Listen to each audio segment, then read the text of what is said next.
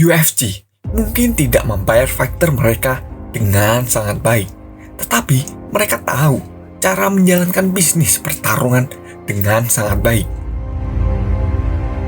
I would absolutely love to get my hands on Masvidal, but let me tell you one thing: win, lose, or draw tomorrow night for Masvidal, I will get locked in a cage and not go to jail for beating his because he said some things in the media, and now it needs to be settled. Because if I beat him up on the streets, he's not going to have anybody to pay his medical bills.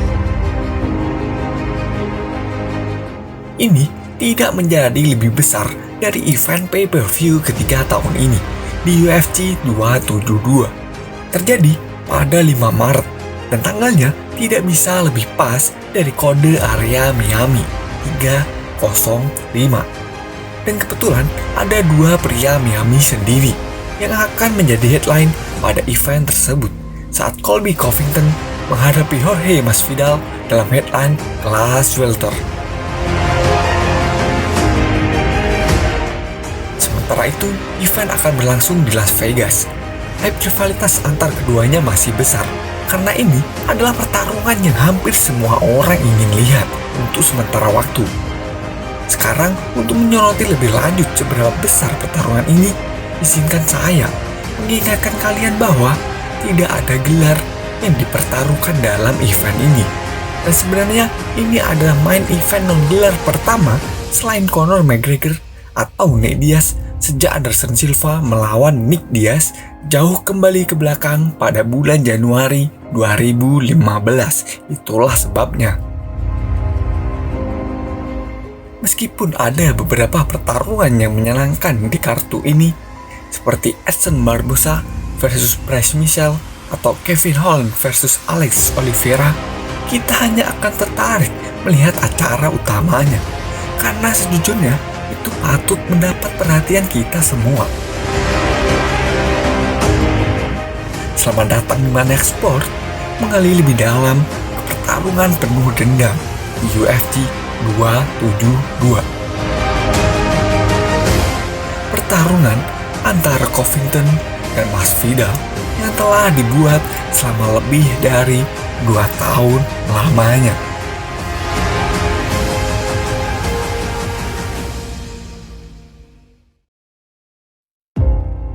Untuk memulai cerita ini, kita harus mulai dari awal.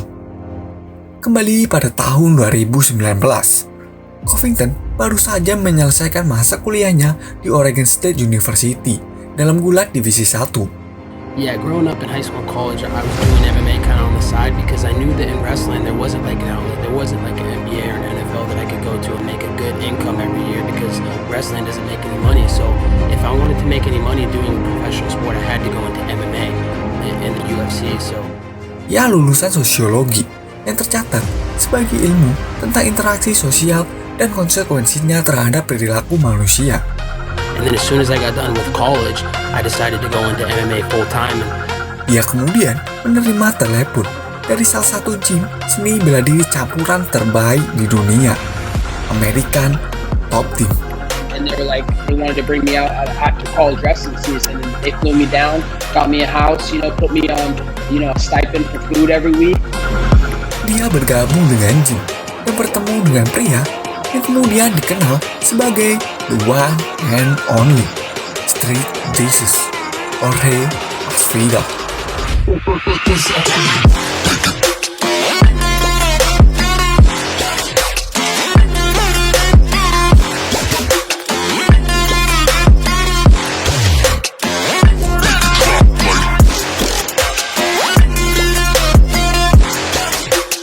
Mereka berlatih di American Top Team dan tinggal di ruangan bersama, dan kalian bisa melihat seberapa dekat mereka di YouTube Tales from the Grind Masvidal untuk melihat ke belakang.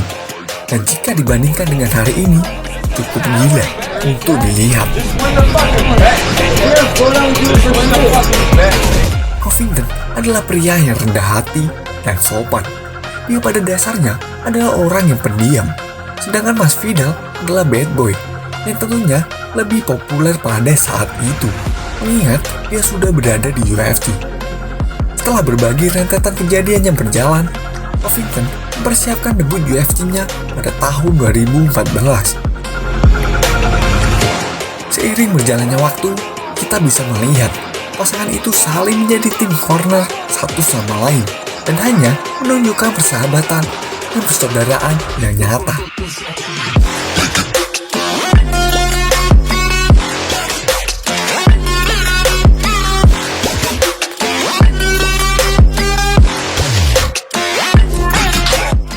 Sementara ketika Covington mulai lebih percaya diri dan banyak bicara, dia dan Masvidal mulai berbicara tentang mengambil alih divisi kelas welter, dan mereka menyebutnya The Easy Money Tour dan mengatakan itu adalah 2 melawan dunia. Coach, my best friend Jorge Masvidal, Team Easy Money Tour taking over the welterweight division.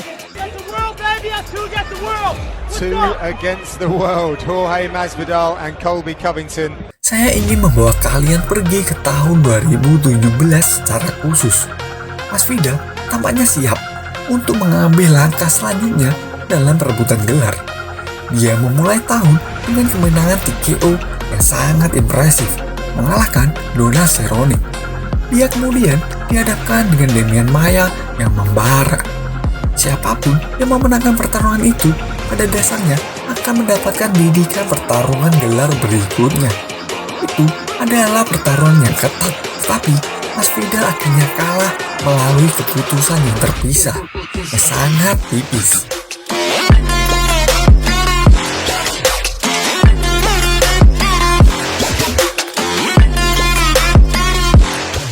Namun, ia masih dalam jalur perebutan gelar, dan di akhir tahun akan dijadwalkan dengan mantan penantang gelar Stephen Thompson.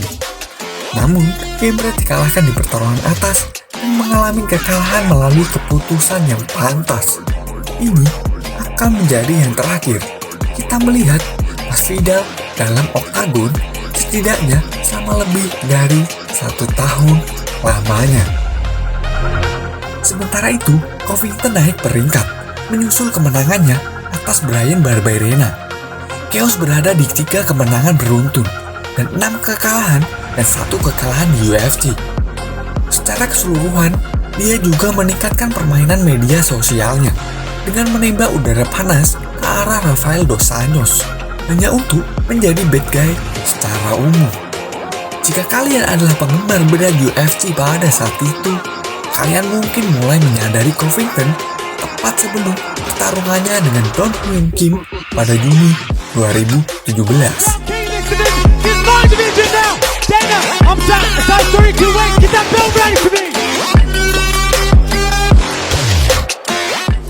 Covington mulai bermain di depan penonton setelah dia mendominasi Kim selama 3 ronde dan bergaya layaknya sang pahlawan. Tapi apa yang benar-benar menjadi awal ketenaran Covington adalah pertarungan berikutnya yang kebetulan melawan Maia pada September 2017. Itu 2 bulan setelah Maia menderita kekalahan dalam pertarungan gelarnya dengan sang juara Tyron Woodley. Covington mengeluarkan trash talk setelah memenangkan keputusan yang telak atas Maia dan mengatakan sesuatu yang tidak akan pernah dilupakan oleh penonton Brazil.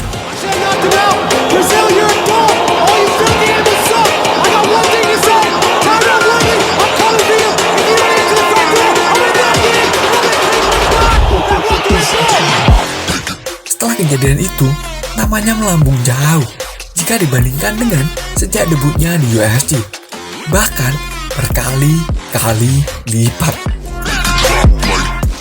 Jika tidak ada yang tahu siapa Covington sebelumnya, mereka tahu sekarang. Dia kemudian mengungkapkan, dia memutuskan untuk mengubah personanya saat dia diberitahu oleh pihak UFC bahwa dia akan dibuang, terlepas dari kemenangan beruntunnya, karena dia tidak menarik. He's like, they were going to cut him. They were going to cut him. They told him that his style wasn't fan-friendly. And so he beats Demian Maia in Brazil and calls him a bunch of filthy animals. Everybody goes crazy. And they're like, oh, hold on a second. We might have something here. You know, most people, all the fighters, they care about what people think of them. I don't care what people think of me. I don't care if I lose friends because just like I always say, I'm not here to make friends. I'm here to make money. Jadi intinya, ini adalah kelahiran karakter Covington yang baru, di mana Dia tidak hanya mendapatkan pembicaraan dari orang-orang, tetapi dia juga mendapatkan perebutan gelar interim kelas welter melawan Rafael dos Anjos pada Juni 2018. Itu adalah pertarungan yang ketat, tapi Covington melakukan cukup banyak untuk berada di atas. Dan siapa orang yang paling gembira berada di sudutnya merayakan kemenangan? Tidak lain adalah Jorge Masvidal. Ini adalah momen penting sekarang, karena ini akan menjadi terakhir kalinya kita melihat partner itu bersama-sama. Covington ditetapkan untuk memperebutkan gelar lawan mantan rekan latihannya Tyron Woodley. Tapi Covington harus dilangkai oleh Kamaru Usman setelah harus melakukan operasi di hidungnya. Usman menjadi juara baru dan money fight Covington dengan Woodley lenyap dalam sekejap. Covington tidak senang dengan hal itu dan menepi untuk sementara waktu. Tapi saat itulah Masvidal kembali dari masa hibernasinya dan kembali sebagai fighter yang baru. Awal mula dirinya dikenal sebagai Street Jesus. But what happened was he was on this reality show, and Dan Lambert said it was terrible experiences by himself all day, no phone. He had to go into the village to get food. There's no fucking food. Like, What was the island? I forget. Ketika dia kembali, dia menguncangkan dunia. Dia melawan Darren Till di UFC London. Dia secara brutal menumbangkan penduduk asli Liverpool. Dan disinilah Masvidal memulai kebangkitannya menjadi superstar. Dia kemudian menyajikan mie terkenal bahwa tak seorang pun akan pernah lupa. Dan dia kemudian dipanggil oleh Nate Diaz sebagai lawan untuk headline Madison Square Garden dengan perebutan gelar BMF. Dan itu menjadi pertarungan uang besar pertama Masvidal. Sejak semua itu terjadi, kita hampir tidak melihat Covington dan Masvidal bersama. Masvidal sekarang jadi bintang dan berkesempatan untuk bertarung perebutan gelar. Sementara Covington masih belum menerima title shot-nya dari Usman. Tidak semua orang merasakannya, tetapi tampaknya ada ketegangan di antara sepasang sahabat. Mereka bahkan mengisyaratkan untuk saling bertarung, tetapi tidak dengan kondisi yang panas. In Kobe's case, no, because like I said, that's my little brother. We were together sharing an apartment. We were both broke. I'm always cheering for him. If he fights for the title, I'll be there watching him, cheering him on. I'll be in his corner. So with him, it's a different case. You know, I can't address him like I would a guy that I don't know. You know.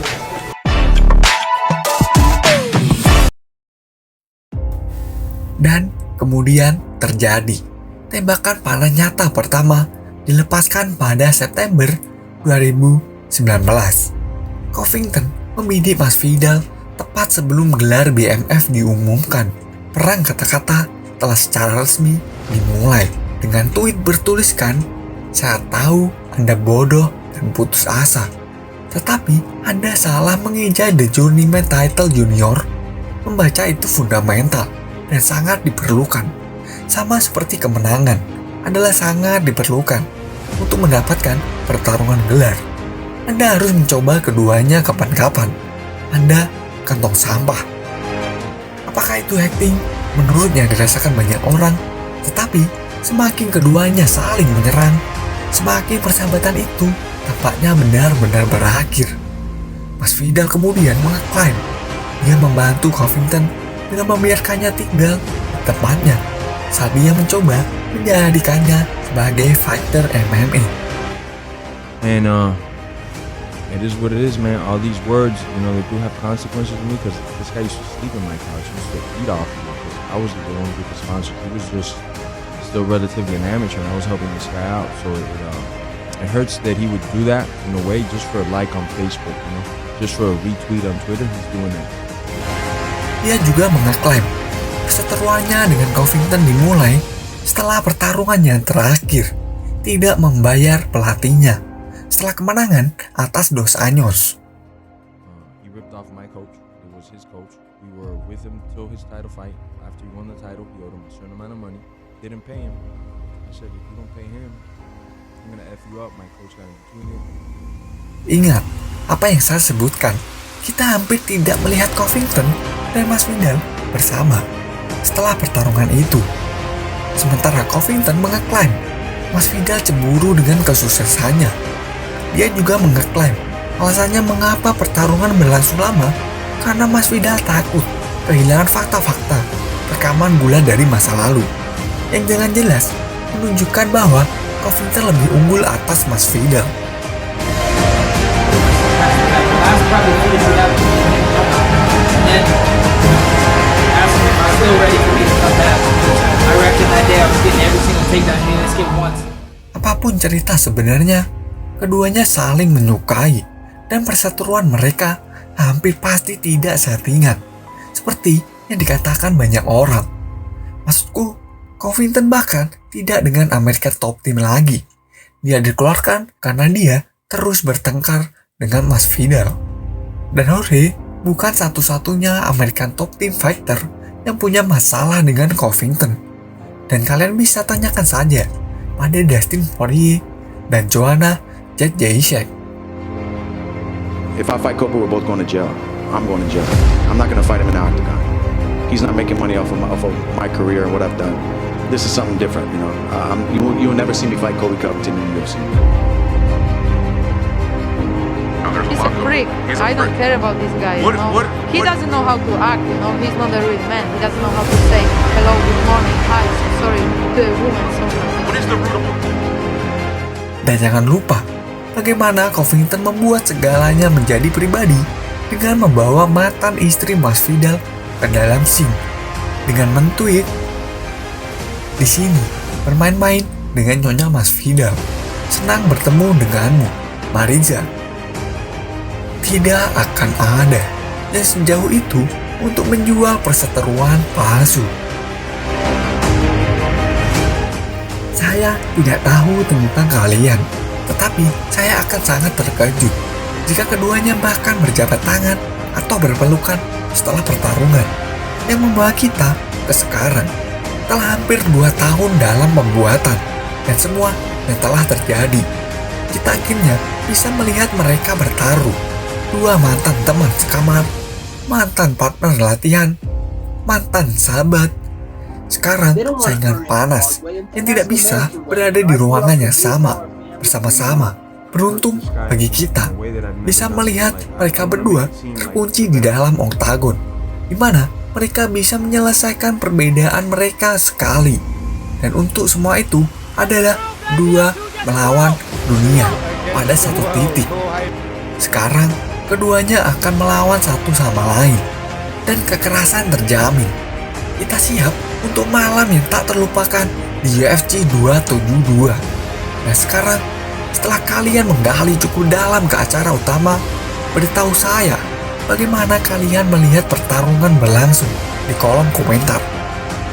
Apakah kita akan melihat pembatisan lain atau akankah Covington mendominasi Masvidal seperti yang dia lakukan dengan lawan-lawannya?